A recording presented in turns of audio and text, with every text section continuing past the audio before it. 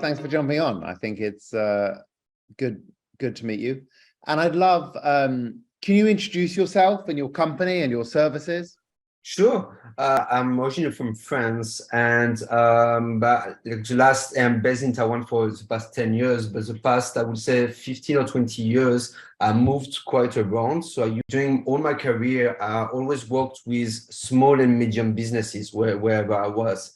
And the thing is, around 7 or 8 years ago, I joined a startup here in Taiwan.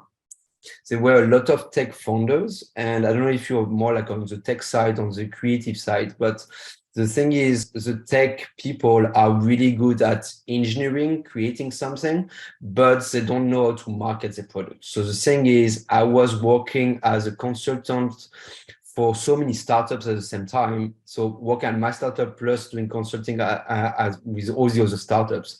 So my like work week was, I don't know, like close to 100 hours a week, I guess. So I decided to stop my startup. And the goal at the beginning was to help Taiwanese startups to grow globally, businesses that have specific goals.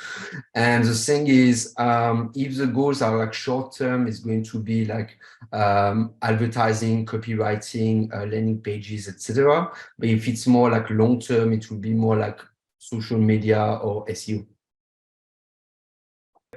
And your company right now, how many people have you got in the company? And is it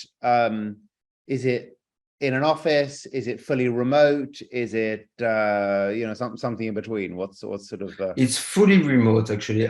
So we in Taiwan we're only two. Most of my teams are based in the Philippines, just because it's easier because we have the same time zones with Taiwan. And on top of it, the English skills are pretty great.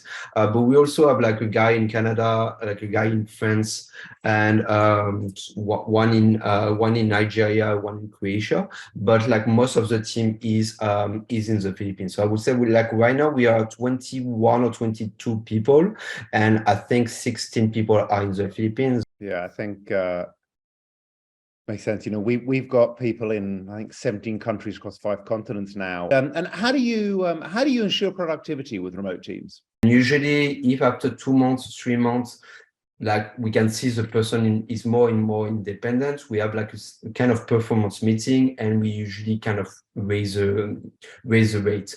And from after 3 months, when someone has worked for 3 months as a company and has performed well, usually it stays this way. It's rare that it drops. Usually we see from the beginning that the person is going to be productive or not. So we try to make it clear at the beginning. And do you use any specific time management tools or any productivity tools? Not so much. I mean, we use for project for communication, we use Slack. I think like many companies, but we use like for project management, we use we just changed ClickUp. We use ClickUp, so it's a bit like Trello or Monday.com. I don't know what you use internally. It's like we put like a series of tasks to do, and then once it's done, they will put for approval or done. Everybody has like a kind of like calendar or to-do list, which is pretty much the same every week. So it's like everybody can just look at this every day or every week to know what they should be doing. Okay. And how have you found that in today's environment, how have you found that business has changed with our new remote world? Did it materially change for you, or were things very similar before? For us, it didn't change anything, because the thing we were doing, like I'm working remotely for 7 years, so it's kind of like, I know COVID kind of accelerated everything. So all the companies in 2020 kind of moved remote, but we were already working remotely at that time. So for us, it didn't change anything. Actually, it kind of like it benefited us in a way that we were already, like a lot of companies wanted to move remotely, but we were already ready. And the thing is, as an agency, it had benefits because before COVID, I would say like a lot of companies wanted to hire like in-house and have people in the office, where now more and more companies are okay to outsource. So it's kind of like it's more leads for us. Well, thank you. I think it's been fun to have a chance to meet you and hear more about both your business and your thoughts on growth hacking, which is your business. No, it was a pleasure meeting you. Sounds good. Well, thank you very much, Jonathan. Have a good rest of Thank your you week. very much. Thank you, you too. Bye-bye.